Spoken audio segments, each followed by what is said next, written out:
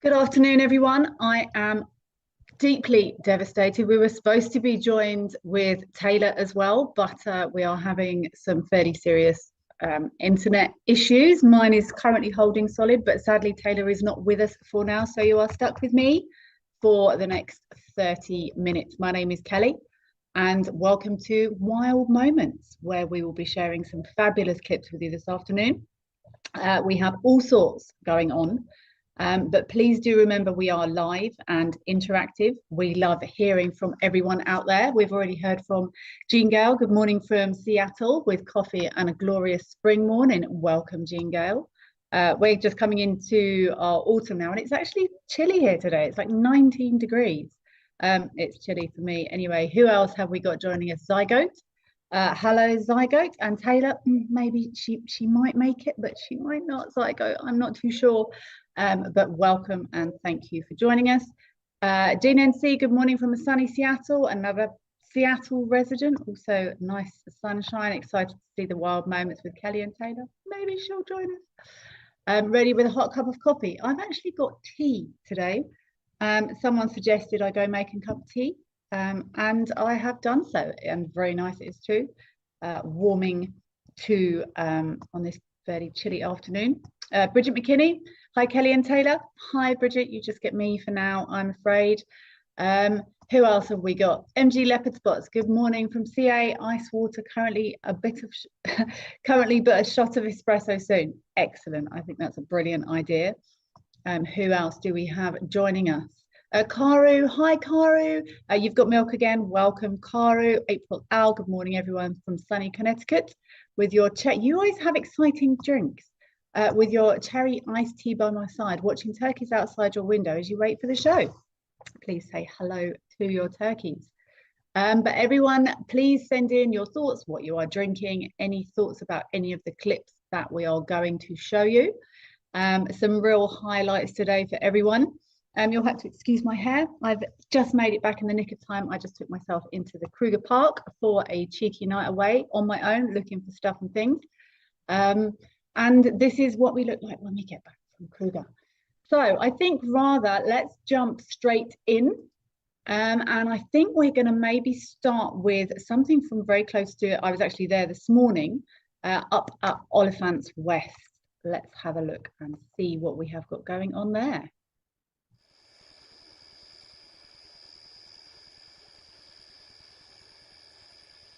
I was there this morning. I did not see any lions at Oliphants West.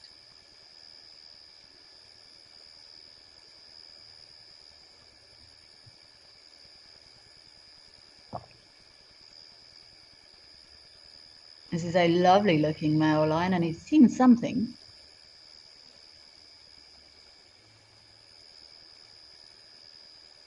He's got his eye on something there. Oh my goodness.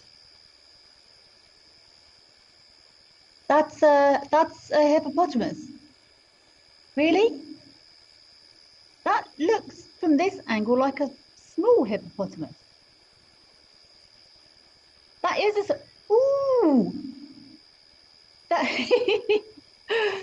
I'm not sure who was more surprised there. The hippo certainly got a fright, but he looks like he may be reconsidering his life options there.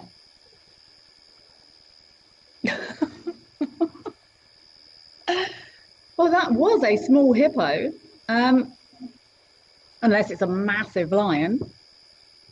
But I'm not sure where Mum would be. You don't often see hippos left open to any sneak attacks like that.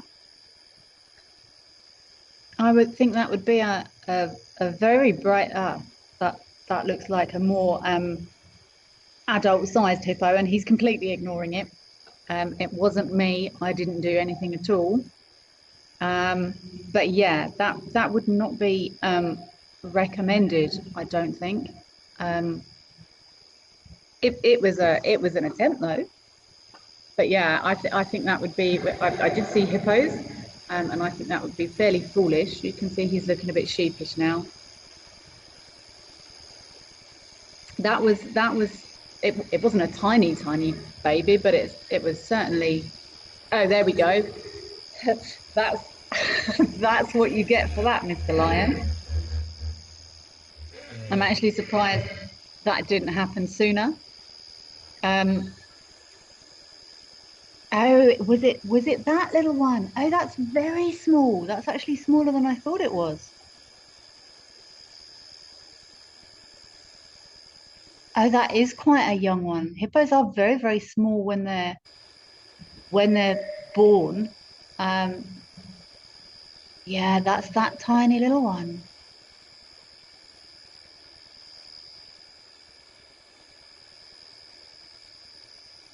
But even then, look at the size comparison.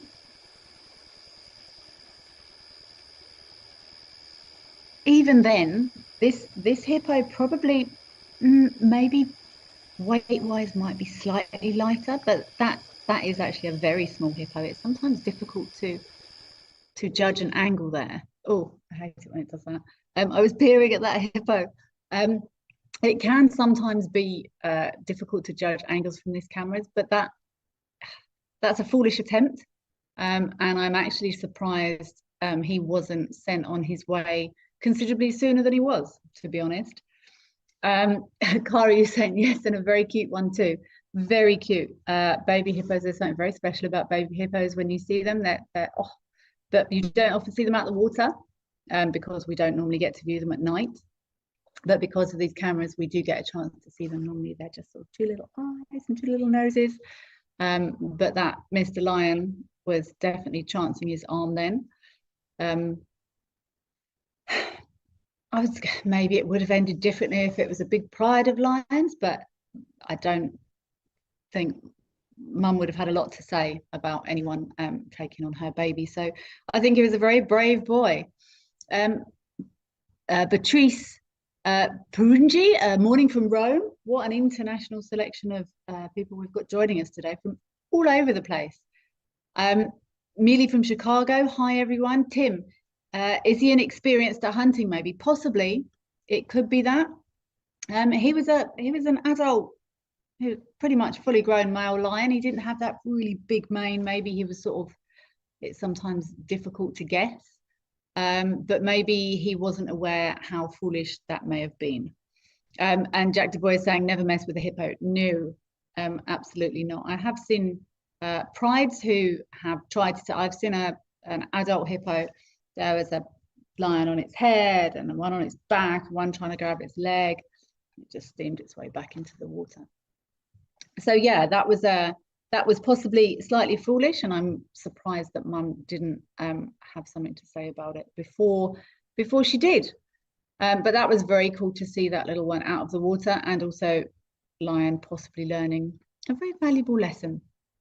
Okay, we've got another fantastic clip now from one of our new cameras. This Burroughs Eagle's Nest. I know we did have a look at it a little while ago, but we've got a clip showing us what's happening here at these Burroughs Eagles.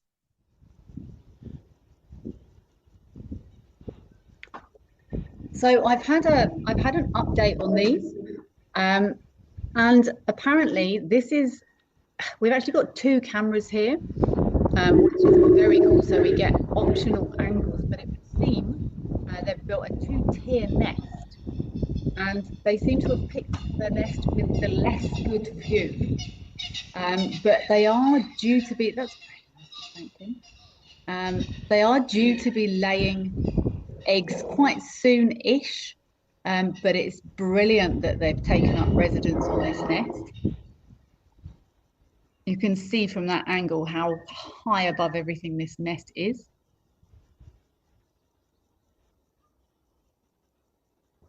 Should be laying fairly soon, and I think, if I understood correctly, can we get an angle on an alternative angle? Oh, wow. Okay, that's the alternative angle. That is incredible. What an amazing view there.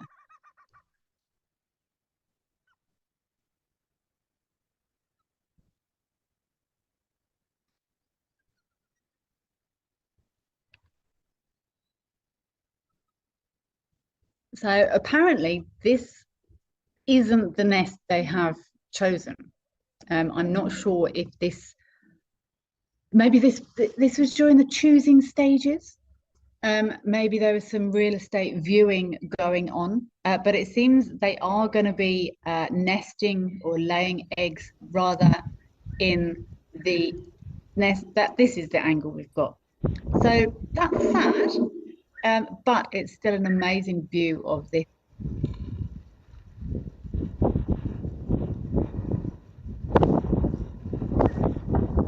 Going to be laying in there, fingers crossed.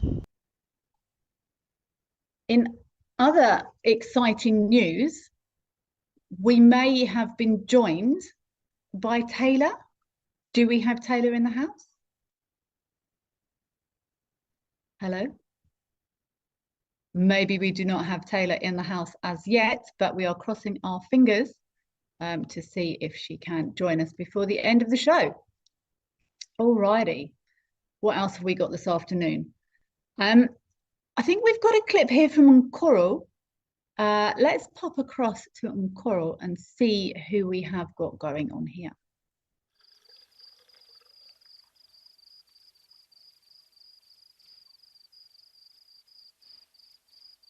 Hyena.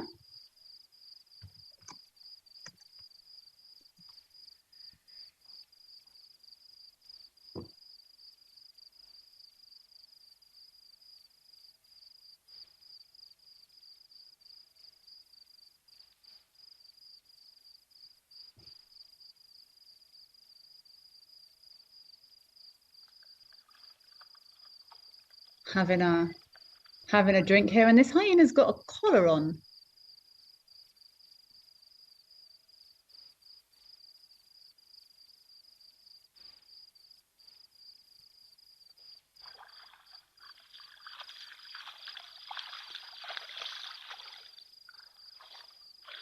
So hyenas, these spotted hyenas are known for enjoying a bit of a paddle, especially when it's hot.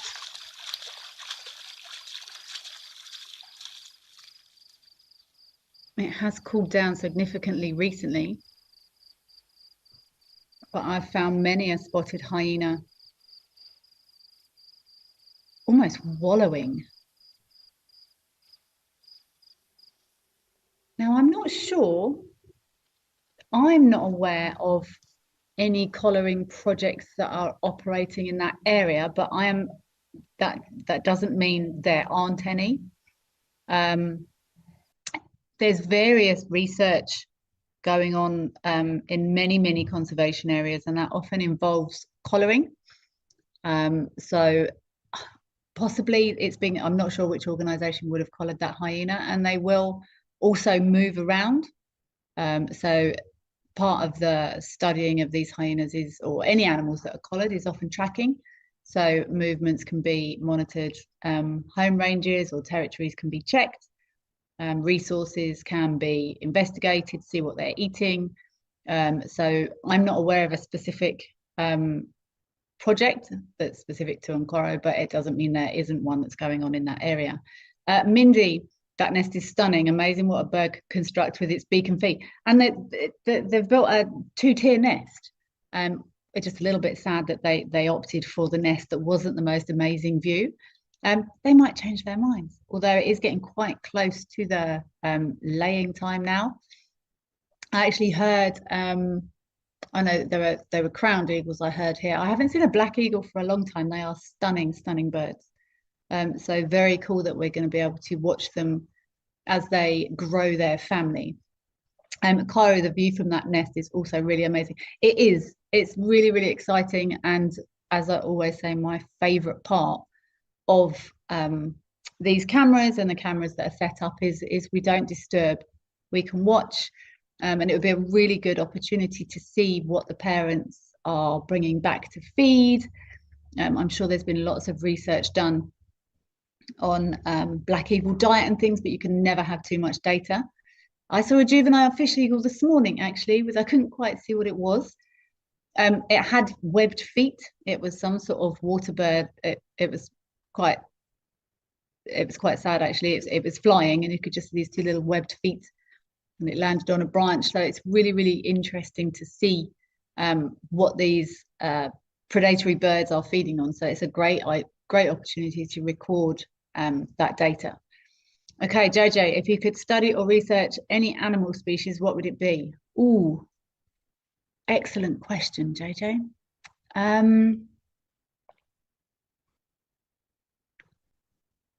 Part of me wants to say the things that not many people know much about. So some of the lesser studied animals, maybe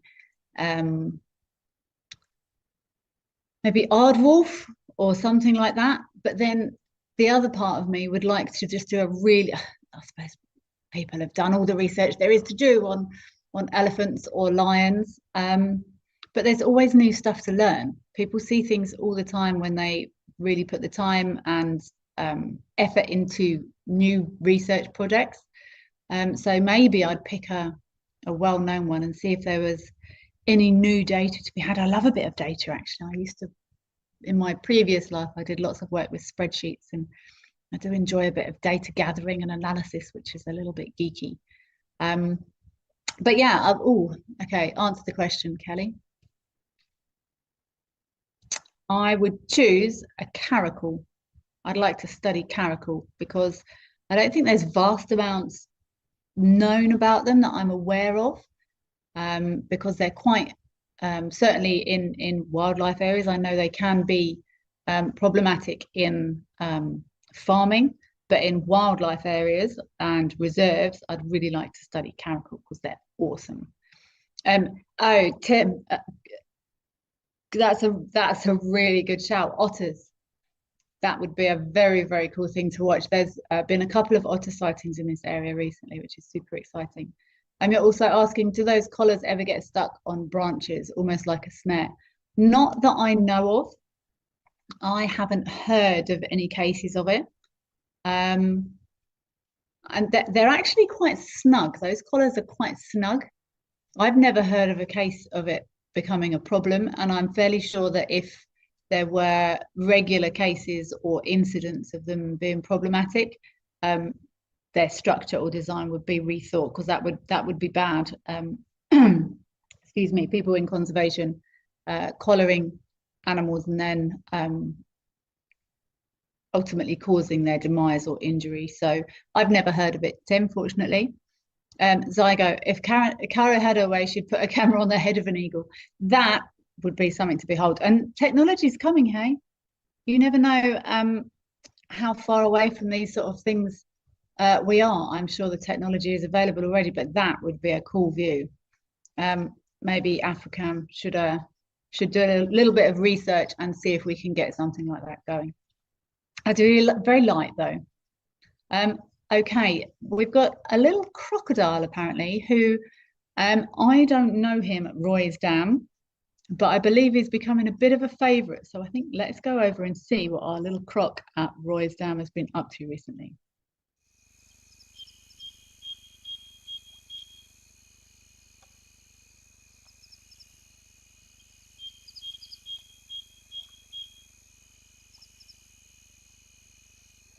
See, this is...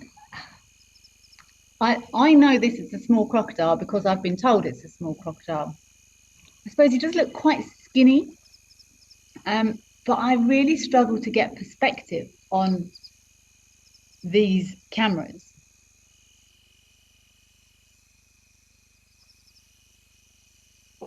And I was going to say, maybe, well, how could we measure this? How could we try and work out how to get a gauge on? I mean, we're going to need to be watching for a long time to watch this croc grow, because they're fairly slow growing, although I think they have a spurt quite early on, but I wouldn't be able to tell you how old this crocodile currently is. I'm just trying to think how big they are when they hatch and how big this crocodile will be. I don't know if anyone can hear, but I apologise. I've got some noisy bulbuls shouting in the background there. I wonder if there's a snake around somewhere.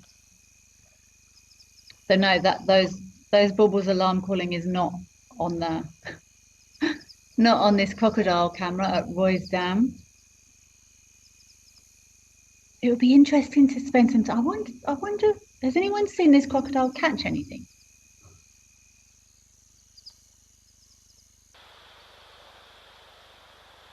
Oh, is that another angle of him? Oh, he's not.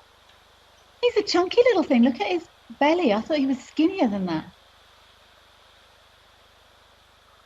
JJ, you're asking what would a croc this size eat? I'm not entirely sure how big he is.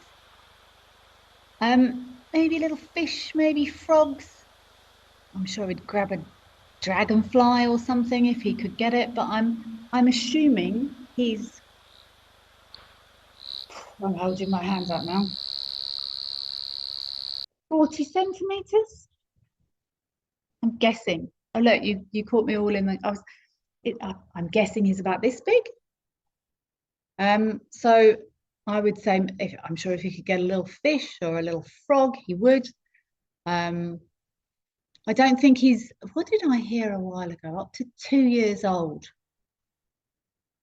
They're mostly very small things like tadpoles or small frogs or anything like that. And people always imagine crocodiles, they take massive antelopes and stuff. They have to be really, really big to manage to get an impala or something. And for many, many years of their life, they eat aquatic things, frogs and little fish, and I think because a lot of people have seen those video clips of the massive crocodiles eating wildebeest and all the rest of it, it takes a long time for them to get to that size.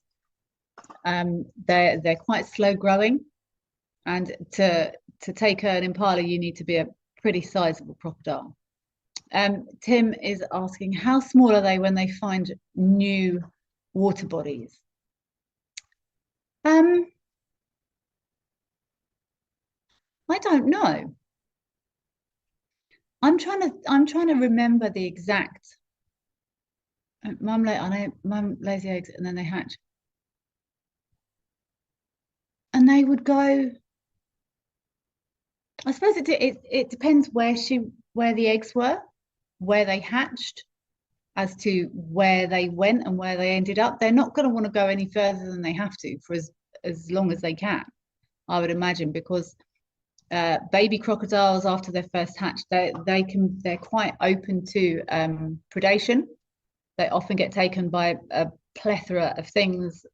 Eagles to all sorts of things will prey on a little tiny newly hatched crocodile. So I would imagine they stay in that water body for as long as they can. I don't know. I don't know the answer to that, Tim. But if I was a baby crocodile, I'd rather start wandering around looking for my own body of water, sort of that size and up. I mean, even this size.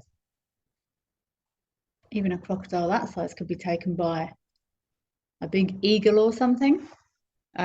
We often see eagles feeding on good-sized monitor lizards. So, okay, crocodiles have lots of little sharp teeth, but they're still a meal for lots of predators. So, Tim, I'm not sure. It would depend on the body of water. It would depend on how many hatched, I was assuming, but I'm not too sure. Cara, we wish we could see your bubbles. They've gone now. They've gone quiet now. But I have had a couple of snakes here, and that to me sounded like baubles shouting for a possible snake. But they've gone now. So sorry for the disturbance, Karu. Dragonflies are not worth in catching. Not even a snack. It would be a micro snack. Micro snacks count if you get enough micro snacks, then they all count. Dragonflies are this big. There's a bit of meat on a dragonfly. You see lizards and water monitors, they will catch dragonflies. Not easy to catch though. I would, if you ate enough of them, maybe mayflies, things like that, they all add up. They've all got good calories in them. But yeah, Cara, I suppose it would depend on how many he was eating. But I hope little Croc does well at Roy's Dam. And if anyone finds him catching something or eating something, I would love to find out if he does manage to grab a dragonfly, or if he finds any fish or anything like that. I would love to get reports back on I wonder if we should voice Dam Crocodile. I think that's a good a name as any. I would love updates on him. But thank you all so much for joining this afternoon. I'm sorry we missed Taylor. I miss her terribly as well. So apologies about that. But this is the truth of bush Wi-Fi, unfortunately. But I hope you all enjoy the rest of your drinks and the rest of your days or the rest of your mornings. Thank you all so much for joining us today. Keep an eye on those cameras. Let's see if Voice Down Crocodile gets any snacks. And we hope to see you again soon. Take care.